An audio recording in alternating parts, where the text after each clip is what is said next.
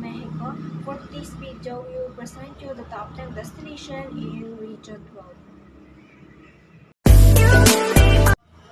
Sarangani, the municipalities of Maasim, Kiamba, and Maitum are known for paragliding, diving, and river tubing adventures respectively.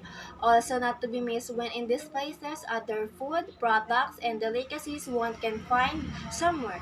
And how to get there, take the flight from Manila to General Santos, then ride to your destination in Sarangani.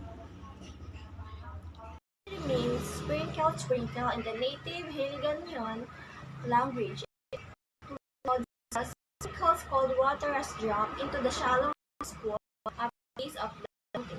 And how to get there from the municipalities of Midsayap or Libungan in General Santos, take a van or jeepney for 20 to 30 minutes to Almada. From Almada, take a habal-habal going to Sitio Dilao, Barangay Dado. Cotabato, the province is the main producer of papaya, abaca, corn, and cassava. It is also where you can find the Coblon's Bar, which is the main producer of many jellies and jam. And how to get there, take a flight from Manila going to General Santos City.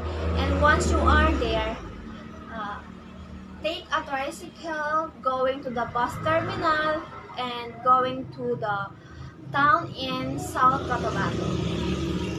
Tuca Marine Park, Kiamba, the protected Tuca Marine Park located in the municipality of Kiamba in Sarangani, is the perfect destination for tourists who are looking forward to unwinding and forget everything about the fast-paced and stressful urban life.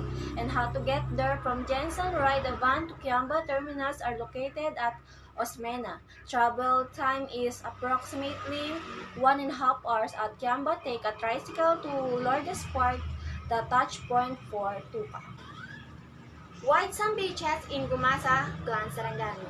Dab as the Boracay of Mindanao, Barangay Gumasa has 6-kilometer long presence beach on Sarangani Eastern Shore, and only about an hour drive from General Santos City.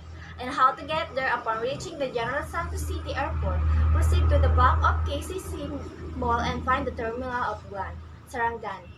Tell the driver to drop you off at the nearest terminal going to the beach of your choice. Fishport Complex. General Santos City is known as the tuna capital of the country. Visiting General Santos City will never be complete without paying a visit to the city's Fishport Complex. The General Santos Fishport Complex is strategically located in Barangay Tumbler, General Santos in South Cotabato. Bird Sanctuary. Soxargen is blessed with so many unique places that will surely delight nature lovers or any tourists. One of which is the Barras Bird Sanctuary. Located in Tacuring City, Sultan Kudarat, the Barras Bird Sanctuary is a living proof of how the people in the place took care of the mother nature. And how to get there? Located in Barangay Barras, the Bird Sanctuary is about 7 kilometers away from the town proper. The place can be accessed with various kinds of land vehicles. Lake Cebu. Surrounded by a thick rainforest, the placid lake of Lake Cebu can be found in Olive Valley near the municipality of Sorala, South Cotabato. Lake Cebu has an area of 354 hectares with an altitude of about 1,000 meters squared.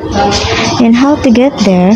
From General Santos, one must go to Coronadal via bus for 1 hour to 1.5 hours. And from Coronadal, one must get the bus to Sorala for 20 minutes to 45 minutes.